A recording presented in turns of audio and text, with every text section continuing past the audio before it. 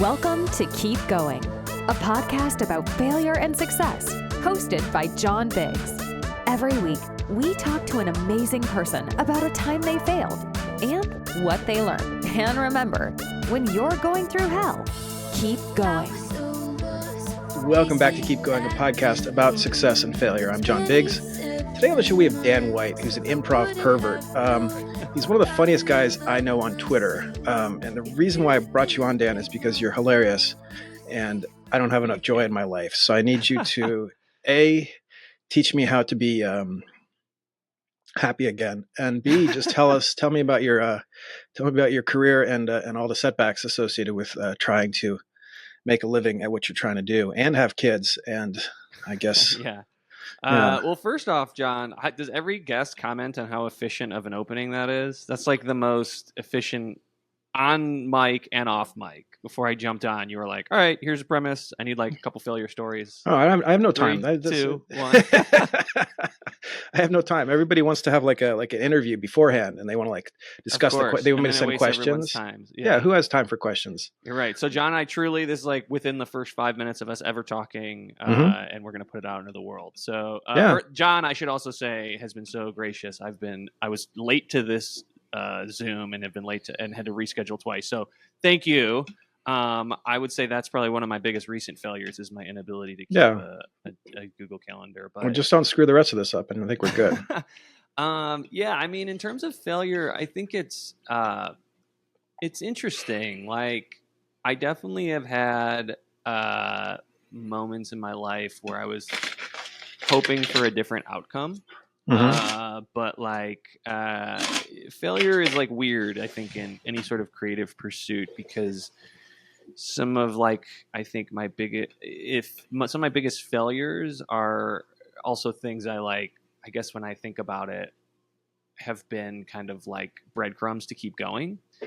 I come from a very high school and college I ran track, and so like kind of my whole youth was it's like the opposite of any sort of creative field. It's like that, it's highly quantifiable what's good and what's not, right? And so like if you I ran the 800, so it was like if I ran 148.2 and somebody else ran 148.1, I knew that they were 0.1 second better than me, right?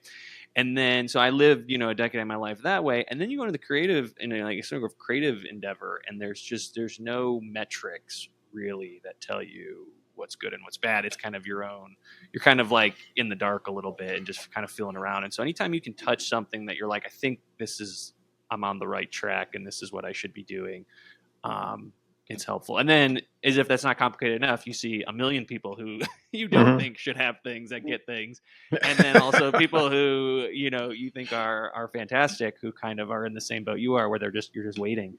And so I think some of my biggest like quote unquote failures were things that just were like, oh, you should keep going, because if you've gotten to this level, even if you didn't get the thing or whatever, like it means you're there for a reason. And I think that's very common. I tend to be more of a writer at this point in my career. I love acting and would love to get back to it, but I think acting is a lot more like that, where it's like if you're getting in the room with certain casting directors and stuff, that's their way of like telling you, like, even if you don't get the job, if you get really close or whatever, but they keep bringing you back, that's their way of saying like, you're doing the right thing. We just haven't, it just hasn't clicked or whatever. So I think one of my biggest failures, like a concrete example kind of along those lines, is probably in hindsight, from a creative standpoint, good that it didn't work out, but from a financial standpoint would have been nice. Was one of like, I think it was like 4 people or 5 people nationwide that they that was going to be the Jake from State Farm, like the Jake from the State Farm commercials. Yeah. I mean, at this point, he's made, multiple millions. I don't know how many, but that was something that I knew was huge at the time, and I felt like the audition I had was so good. Like in terms of I thought, I was like, I don't usually feel great about auditions. I'm usually like, oh, whatever. And that one, I was like, I think I did really well there. And they were like, I remember because it was like the second to last week of December. And I was waiting, and they were like, they're going to take the holidays to decide, and then they'll come back. And which meant that like it was like 2 weeks over the holidays. I was like with my family, just in the back of my head, like maybe I'll be a multimillionaire, maybe not. You know, like either like you either get it or you don't. And then also, I remember the other thing was I had known somebody who was on like the creative team who was like in charge of the spots, and so I was like, I got it in, like. And I remember that being like, oh man, this could be like life-changing money. And then I just got an email on like January 3rd that was like, wow. Hey, not going to be this one. Good luck. And that was like, that sucked. But what was funny is like later reading about it, the like head of State Farm, when they announced the big campaign, they had this like interview with the head of State Farm, and it was like, he was like, yeah, we had 4 guys we were deciding between, and we did this giant focus group, and it wasn't even close. The guy they picked, they were like, everybody loved him. He was like hands down the best. And it was like very nice for 99.9999999% of the population who wasn't one of the 4 guys who was chosen to read that article and be like, oh, this is so great. What it's, you know, but if you're one of the 4 who's reading that, all you're hearing is like, we showed a lot of people, and like it wasn't just like a casting director decision. We like focus group this, and like America from all parts of the country does not like you. We were fighting for Dan the whole time, but even if we put his name under everybody else's, like everybody else, they didn't like him. Exactly. Okay. And then that was one of those things too. I'm a big college football fan, and so it was one of those things that to this day, anytime I watch any sporting event, I see inevitably the 4 or 5, you know, fucking State Farm commercials, and it's just a constant reminder of. Okay. Yeah. So that's super. That's actually like a whole new form of failure. I have one other part of the story. Okay, yeah, go for it. I think I can say this. Yeah, you can. I hope this is okay. I'm like debating whether I had a friend. This was like within like the last like 6 months. I had a friend who didn't know about this story, and she was like, randomly in conversation, she's like, you know, in college, I used to live across from the State Farm guy. And I was like, yeah. And she's like, dude, he cleaned up. He like had so many girls. And like, just like totally randomly unprompted was like, this guy was like such a ladies man, like always, and not, you know, totally best guy like, ever. In college. I mean, he's a good looking guy. Like, and I was just like, man, I fucking, even like 5 years later, I'm still like getting reminded of just how much better this guy is in every way. Okay, so this is a unique form of failure. I think this is important to share because it makes you look terrible. Like this is the worst feasible thing I've ever heard on this show. I assure you. Like losing out to like a ladies' man. Like everybody else literally lost like millions of dollars accidentally because they hired the wrong guy or something like that. Really? You were so close to. Oh my god! All right. Well, first off, I'm sorry. I lost millions of dollars. I mean, by potential dollars. It's potential energy versus That's true. versus actual energy. Stored energy. But to be fair, like I said, it was one of those things where I am in hindsight, and probably for the best that I did. Yeah. The money. Well, you're hilarious. You're hilarious. I wouldn't be able to do a lot of what I do now. Yeah, exactly. You're hilarious. Creatively fulfilling. Thank you, John. I appreciate that, man. So, okay. So let's explore this slightly because I think this is vital because what you dealt with was completely different than other people deal with it, and you're still happy. You're still working. You're still doing your thing. Yeah. How do you bounce back from a situation where it's almost like winning the lottery, and you were so close to winning the lottery, you were like two numbers off. And I don't want to rub this in or anything, but this is actually a really important concept because for somebody like a creative, there's a lot of setbacks, right? And to keep maintaining that, especially with a smile on your face, seems difficult. What do you do aside from, I don't know, SSRIs? Well, I'm not on SSRIs. No shame to anyone. I can get you some, yeah. But I would say one major thing about that I'm hyper aware of in my world, like losing that gig sucked for me from a financial standpoint. But I was aware, even at the time, where I was like, this gig is like going to preclude me from doing a lot of what I want to do. Mm-hmm. there was no and no offense to the great folks at State Farm or whatever. Oh, they suck. They didn't hire you. That's the worst. No, they were actually very nice, and I will say, Yeah, like, okay, well. a lot of directors kind of suck in those things, like creatives. Like, they drives me nuts how bad commercial people can be sometimes, and they were exceptionally nice, and so I do give them that. They were very kind. So no shame on them, but like ultimately, like it's not a gig that I was like. It wasn't creatively fulfilling, right? True. Like, it was purely the paycheck. And so there are stories of like, oh, I can't remember the actor's name, which is like kind of makes the story even worse. Is that like there's like one actor who got cast, like the famous story, like Aragorn, I think, from Lord of the Rings. Aragorn, that's how you pronounce it, right? Aragorn, yeah, Sean Bean. No, it's Viggo Mortensen. Viggo Mortensen, yeah. But before him, they cast a guy, and they shot. So he got the gig. They flew him to New Zealand. They shot like 2 days, and Peter Jackson was like, "He looks too young on camera." And they had to and that would be a whole other level. Oh my God, yeah. Because that's like you lose the money and the creative opportunity in a way that's like pretty hard. And so like I would say like for me, the closest to that would probably have been like auditioning for SNL, because that was like more of a thing where it's like wouldn't have made as much money right away, but like would have had like kind of the dream gig. And that's like I grew up loving SNL and you know, really like always dreaming of being on the show, like I think a lot of young comedians do. And so that was one where it's like, you know, you get flown out and you do the thing on the stage and all that. It's super cool, and they're really, really nice. In my experience, were really nice. And you know, then you just go home and it's like, oh, I didn't get it right. And that's harder because I stuck around in Chicago a couple years after that, and it was like then every cycle would go by and you'd be like, oh, I'm not like gonna ever do this. And it's like every year it kind of hits you again where you're like, I'm never gonna do that thing. And yeah, I mean, that one's like, that's harder, I think, sometimes to be like, to get back up from. Like the gigs, like the commercial gigs sucked, and it took me a while to like lick my wounds just because I think about the money. But like ultimately the money is easy to get past. It's the creative stuff where you're like, I don't know if I'm ever going to get another shot at like doing this. And yeah, and so I think so much of it is like, I would say first and foremost in terms of like getting yourself back up, I think keeping perspective is huge. I'm very fortunate where like I have a great support system with like my wife is not in the biz and is just a very... And she has insurance, right? She does have insurance. I've been fortunate. I worked in corporate America for 10 years. I was working at a corporate job when I like almost had both of these things. So I always had the like I liked everyone I worked with. I was never going to like walk in and like flip my boss off. Like I was always on good terms with my bosses and stuff. But like it would have been so nice to just be like, I'm out. Yeah, I'm like, Jake from State Farm. See you guys.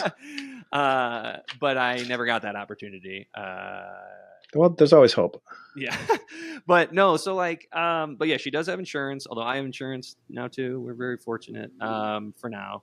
But yeah, she's just like, I think mentally really stable, and she's not in the biz, and she's very confident. And like, I think a lot of that rubs off on me because she's just like, she's never doubted things. And like, I've asked a lot of her, and I've tried to do so in the most like responsible way possible, but she's always been supportive of like what I want to do. And was like, I think moving to LA from Chicago, like we both loved Chicago so much. And it was a big ask to be like, let's take our, at that time, 1-year-old daughter and move out to LA. And it had kind of always been the plan, but like the COVID and stuff kind of like delayed it and made it weird. And so, you know, it was very much like a leap of faith. And so far, at least for both of us, it seems to have paid off. And, you know, it led to ultimately, and the other thing I'll say too about some of that stuff, like, so I should say, so my wife, and then also having kids, like kids are a lot, and like sometimes it's not easy, but I think it's made me better at managing like certain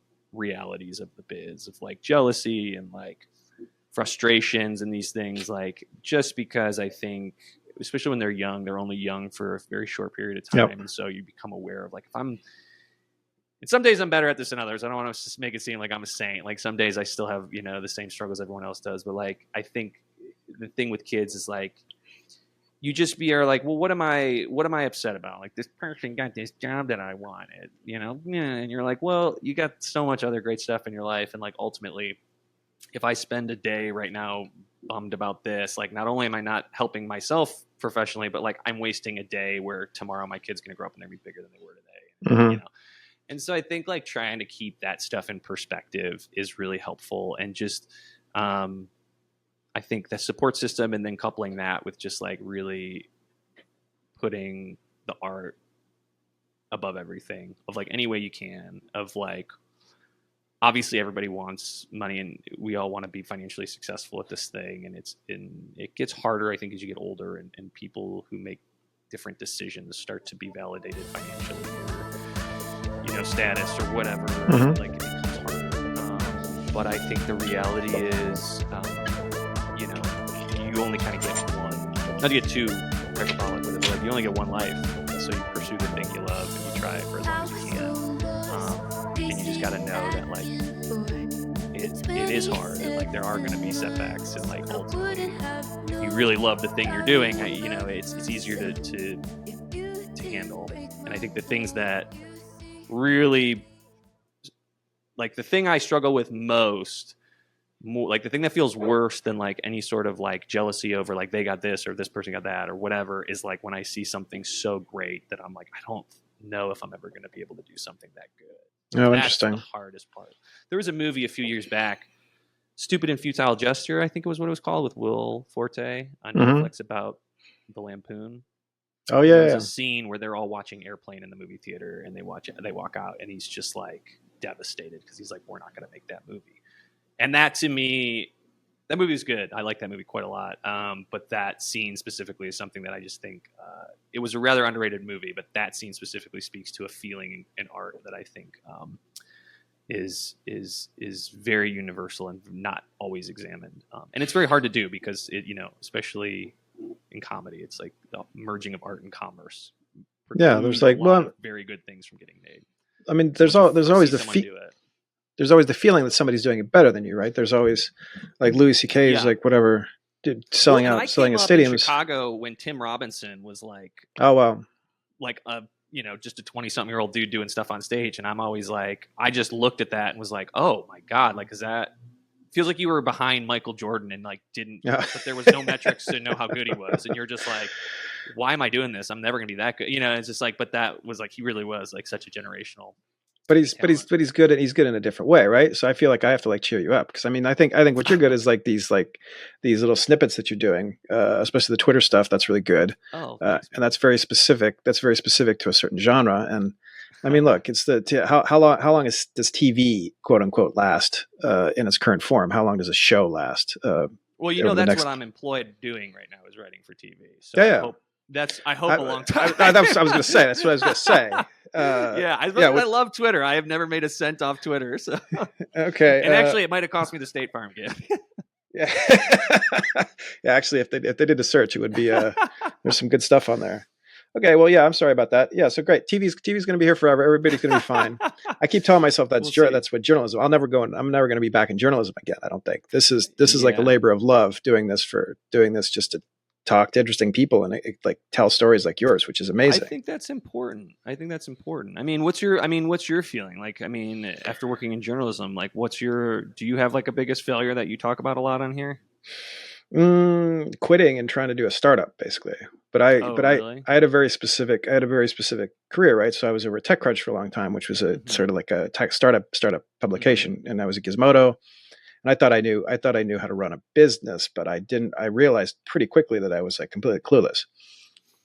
Sure. And trying to do these things, there's certain things that I can do and certain things I can't. And like I could see the rest of the startup world. It's like populated by complete morons, but they're really, really good at like hiring people or figuring out a run rate or doing a business plan or all this other good stuff.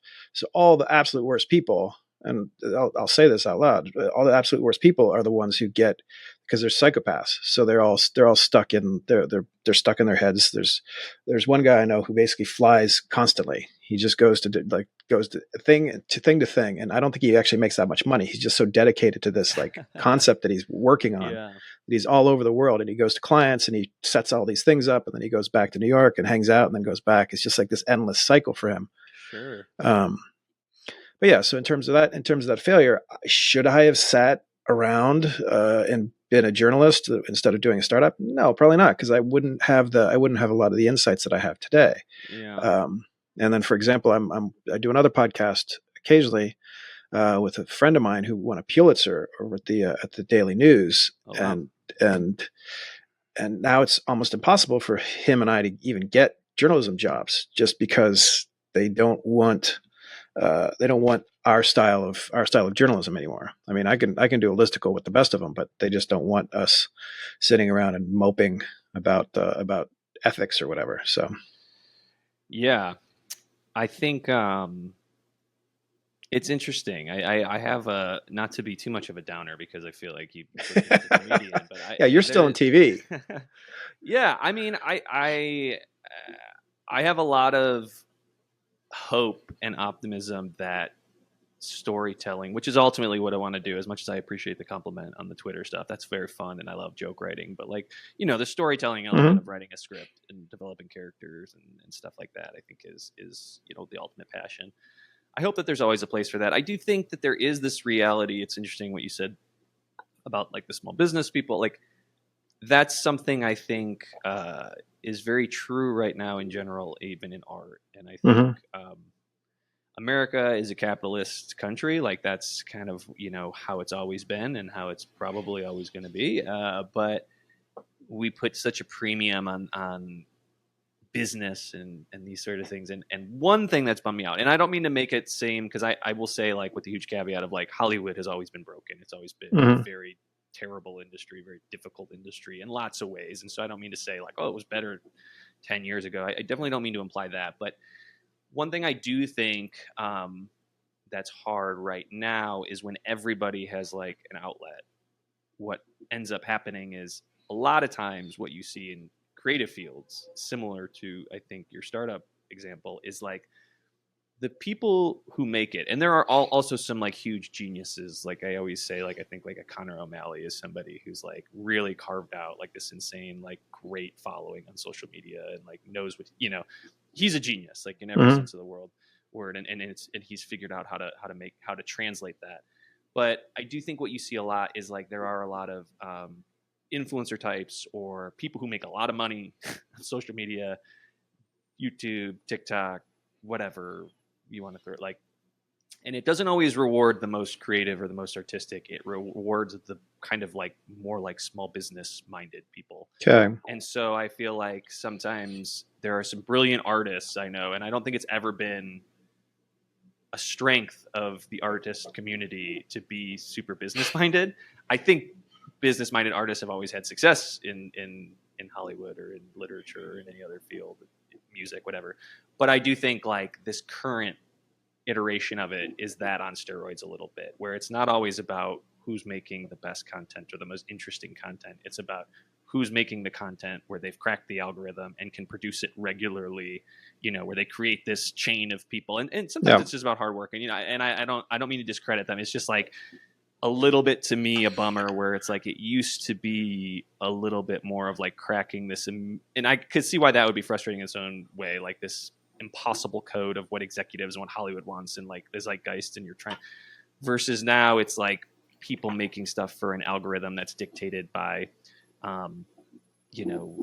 tech execs in San Francisco and how they make the most money. And then the form of comedy that an entire, I filter it through comedy, but I think this is true for a lot of things, of like the entire form that an entire generation is consuming now is built, to optimize like the ad dollars for digital companies. And, you can make the argument that's the same way with like commercial breaks or anything, but I think that is a little bit more of a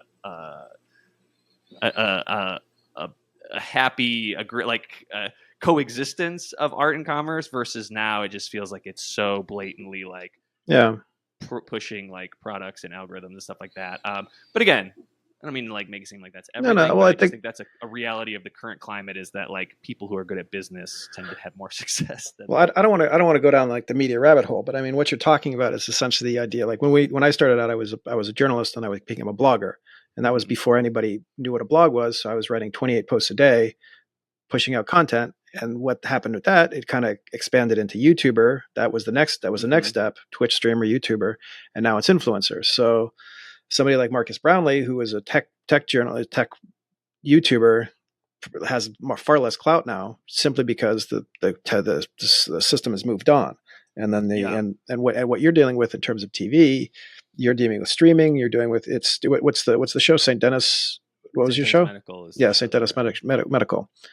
So you're dealing with streaming. You're dealing with entirely new medium that might not be familiar to, especially folks who are used to telling stories in a linear way, who are used to telling stories where, I don't know, there's not a rotating digital cat involved in the joke. There's all kinds of goofy stuff that the kids like. I mean, look, I think that's like, I think it's hard because I think there's a couple things happening right now, but like, I think one of the frustrating things, I think one of the frustrating things in television in general right now with streaming is how like we are just in like a transitionary phase where like we're figuring out what it's going to be, and it seems like what it's going to be is a lot like what it used to be, but less profitable for a lot of people, which is frustrating because like I think it's just like, you know, that's what a lot of tech has done to a lot of industries, is like they've come in and they've kind of and again, I think like it's a lot better in a lot of ways and offers like a lot more unique stuff. Like I think there are programs that exist now that wouldn't have existed 10, 15 years ago, and things that I love, you know, like I'm a huge fan of like a lot of what Hulu does, like a lot of the FX shows on Hulu. Like, I've watched the rest of like What We Do in the Shadows, and I watched English Teacher, and I love these shows. I loved Pen 15, like a lot of these comedies, and like a lot of these shows, like maybe Comedy Central, like some of them, but like I think like there's just like new opportunities, and they're giving like, you know, new like platforms to these really interesting voices, and so there's a lot of good that comes with it. But I think the bad just comes at less of like a creative level, where there's like a lot of execs who are very talented and want to make stuff, and more of this like corporate level. And I don't think I'm speaking out of turn here, because there was a great interview with John Landgraf on The Town a couple months ago, who's obviously much more brilliant than I'll ever be, but he talked a lot about this, and it really changed my framing of the perspective of like how content is made and like what the job of these networks are. And, you know, he just talked about, you know, an executive's job to like to tap into the zeitgeist and try to find an artist who's like, who's connecting. And so like, and he was very anti-algorithm, you know, decision making. And I think like that's a very common source of frustration and friction right now in the industry, is like, you know, he made the point where he's like, an algorithm can tell you what's worked in the past, but not necessarily what's going to work in the future. And I really love that, and that stuck with me. And so everyone wants to quantify everything, and I know that there's value in that. But I think the risk is like you lose out on some really interesting stuff that might have existed had there been a little bit more of a risk-taking mindset. So I don't think I'm saying anything that hasn't been said a million times. No, that's great. Eloquent terms. Well, Dan, this has been great. I think your story is really unique, and it'll make a lot of people A, feel better, and B, it shows an entirely different view of what you went through, and that you popped out the other end just fine is amazing to me. I think that's really it's a testament to your strength. Thank you. Can I say one last thing about failure that I think is interesting? I know we're kind of out of time here, but there's this kind of not to get too hippy dippy with it, like, but I am from the Chicago improv community, and there's kind of this idea that like failure can oftentimes be the thing that becomes the funniest part of a show, right? It's like a mistake is like, if you treat it as like, you know, you give it the import that it deserves, that it can actually make things better. And so I think to some degree, I think you have to look at life, especially if you choose a life in a creative field. There's so few people that it just and even the ones that it looks like it does, it doesn't. Like, you know, it looks like it lines up for or whatever. Like, I think I'm probably an example of somebody, like I moved to LA and got a job probably a lot quicker than most people did, but like I'd been in Chicago almost 10 years, you know, like, grinding out and doing stuff. And so like you have to treat every failure as like, you know, it can be the thing that can, you know, lead to a much more rewarding success in the long run. And hopefully. And also, if you're in a creative field, Hollywood owes you nothing, and it's impossible for everybody. So, like, AI is coming for everybody anyway. So, Microsoft just cut all the funding on those server farms. So. Yeah, well, that's a whatchamacallit. Well, they're juking, I guess, to confuse people. No, you'll see. It's going to be awful. Anyway, All right. Dan White, you're at Dan White on Twitter. I want people to read your stuff. You're hilarious. St. Dennis Medical is the show that you're writing for. ChatGPT so that you can have it create your own Dan White tweets, and then you don't need me. What I wrote is I actually wrote a thing that rewrites like popular tweets that have already been popular. Yeah. So what I'll do is I'll just rewrite yours, and like I'll run it through Dolly as well, so it'll all look really messy and gross. And I'll get so cool. And can you imagine how much money I'm going to get from that? About as much as I got from it. Dan, thank you for joining us. This has been amazing. Thanks for having me, John. This was fun. All right. This has been Keep Going, a podcast about success and failure. I'm John Biggs. We'll see you next week. Thank you for listening to Keep Going, a podcast about success and failure. Remember, Keep Going is entirely listener supported. If you're listening to this, please head over to keepgoingpod.com, where you can subscribe to the podcast for as little as $5 a month. This is a labor of love, and every little bit helps. Thanks for listening.